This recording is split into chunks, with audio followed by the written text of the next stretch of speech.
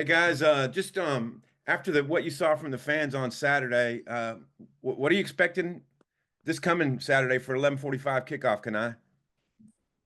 Uh, Honestly, I couldn't even give you an answer, but I definitely think that like our fan base will be on board for it because like we still got to come out and dominate, still got to come out and win a game. So, and I know that's something that we've been itching for, and I know for a fact that Auburn fans as well has been itching for a win as well. So I think the fans on both sides will be anxious to see this game and see how it comes out. I feel like it's gonna be a pretty good game to watch, pretty interesting Yeah, game. But like them boys gonna have a good game plan, and we will too. So I yeah, feel like Devin, what are you expecting after the what you saw Saturday against A&M? Yeah, it was a great atmosphere.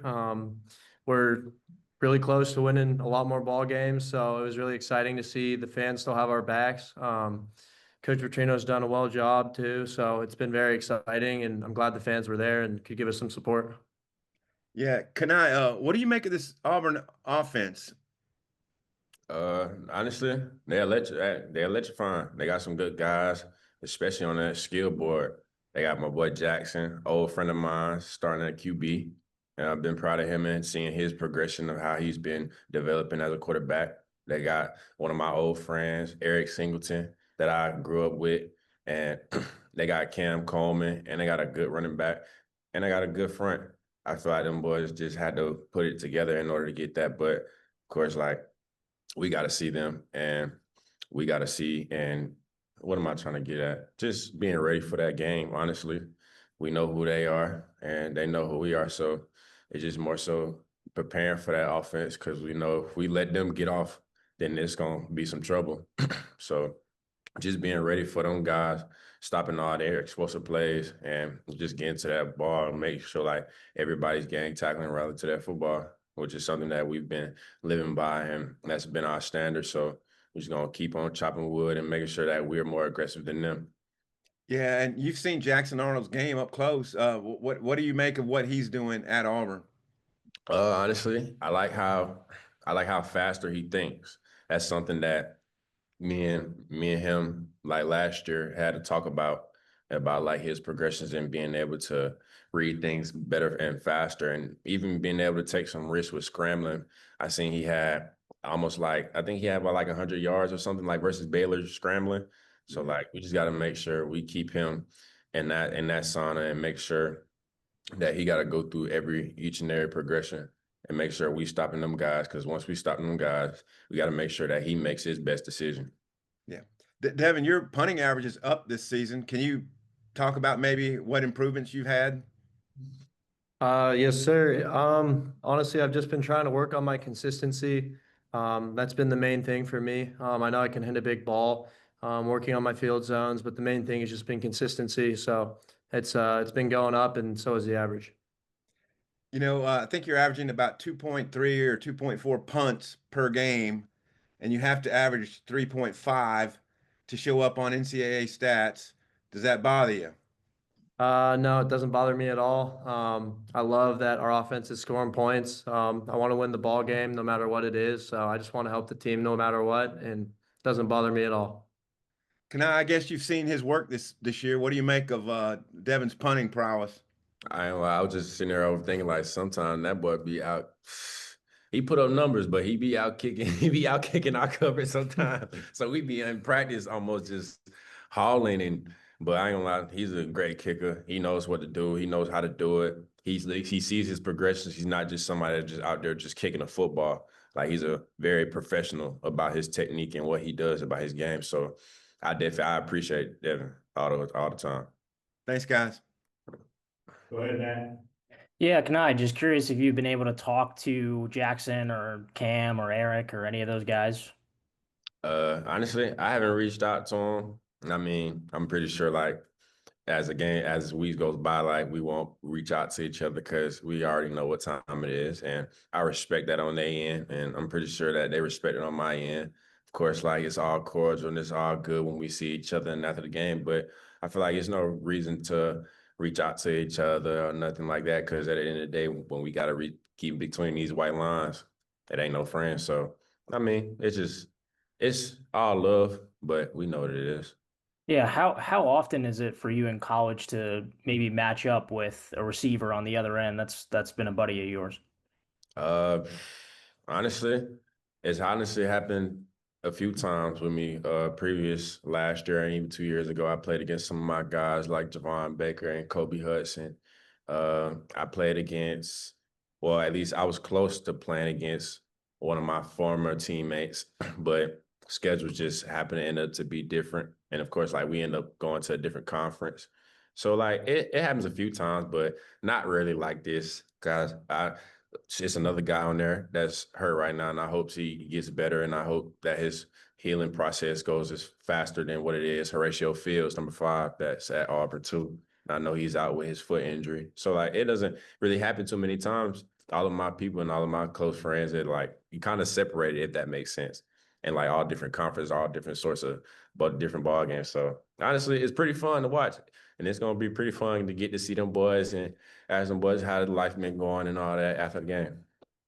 Just going up against Mike Washington these past 2 weeks, what have you seen click from him over these past two games? He's been locked in over a whole nother notch. Honestly, for like multiple weeks now, I can admit that. Like he's been a different guy by himself. Honestly, kind of bring me back to the guy that I met in January. And I don't know what it is about him, but maybe he felt like he had to rekindle and refocus. But it definitely shows like off the field when he watches film and even on the field when he's running because he runs very hard all the time and he doesn't stop. So honestly, like he's been locked in on another level and it shows. Yeah, yeah, just a quick follow up on that. Do you remember the moment when you kind of realized like, oh man, this is the guy back from January? Like, was there a moment that you realized that?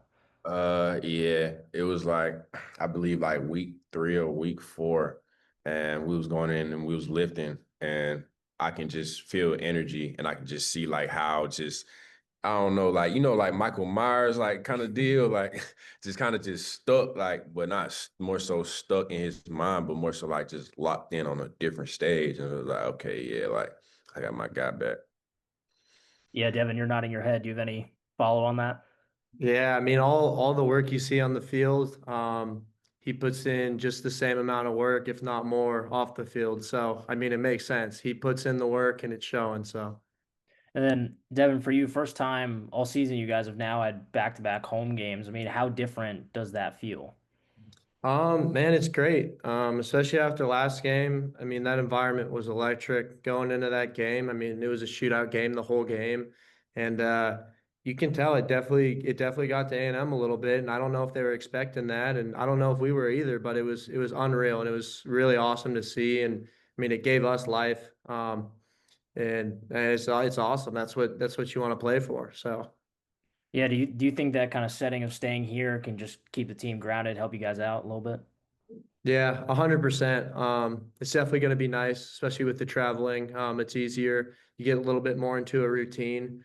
Um, for sure, it's definitely going to help. And then Scott Starzik has had a few misses, but also a few key makes. Just how do you think that he's kind of halfway through the season? How do you think he's transitioning into his first year? Yeah, I mean, as you know, he's a young kicker. He's got a crazy leg. The kid comes in. I mean, he works day in and day out. I think it's very nice for him too, coming in with me and Ashton being older guys. So, I mean, we have all the confidence in the world in him. And I told him, I mean, since day one, if you make every kick, I wouldn't be surprised. But if you miss one, it's how you handle adversity. That's the biggest thing for him. And he's going from high school ball to going to these big environments, like the Tennessee game. I mean, 101,000 people. I mean, it's unreal. So it's just a different level. But I mean, he's handled it really well, and he's a very talented kicker. And last one, just in handling, kind of responding to adversity. How do you think he did that after Ole Miss? I mean, those kicks weren't easy. Yeah, like you said, I mean, he didn't miss the kicks by much at all. He hit the ball well. So, I mean, we just reminded him that, and he knows that. I mean, if he hits the ball 1 inch, half an inch, further on his foot, that ball goes in the upright. So, I mean, he knows he hit the ball well. Just something little technical that he had to fix, and he knows he can do it. Thanks, guys. Daniel, go ahead. Yeah, I'm just wondering, a couple weeks under the new DC, Chris Wilson, just maybe what's the biggest difference that you've seen from, between now and then? I like Coach Wilson. I'm gonna be honest. He real cutthroat, I would say.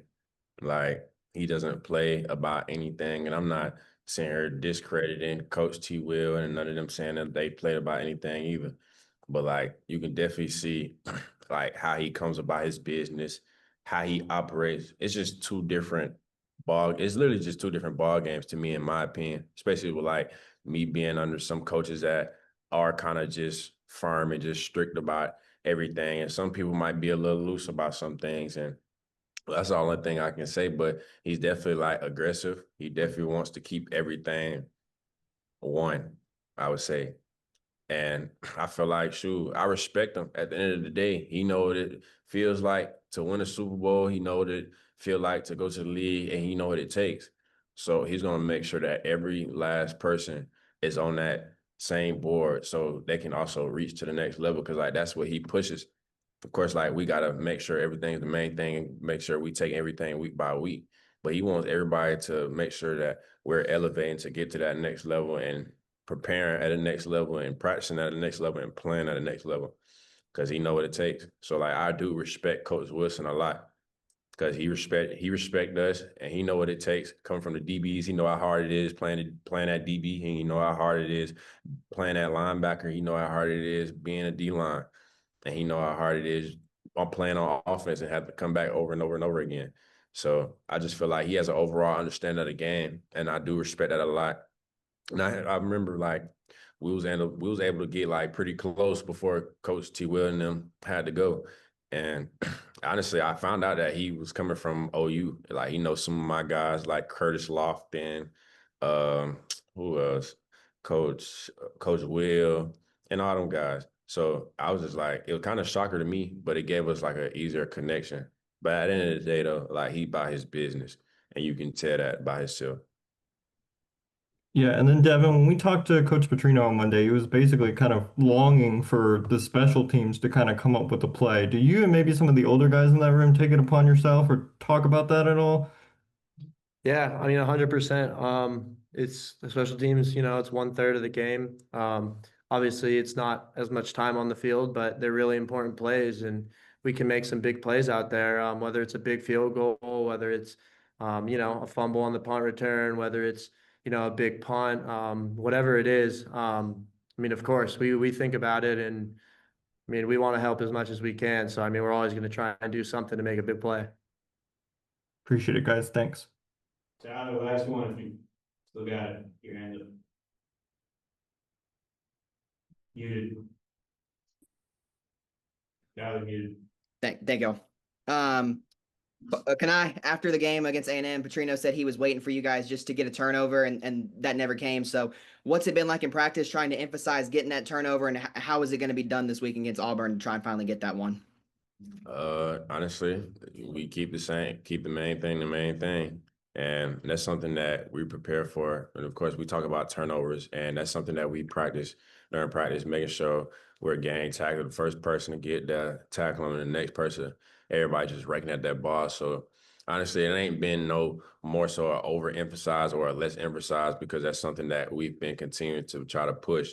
And that's something that we've been also like getting very close at. So I definitely feel this turnaround, and I definitely feel like we can have some turnovers coming up this upcoming Saturday.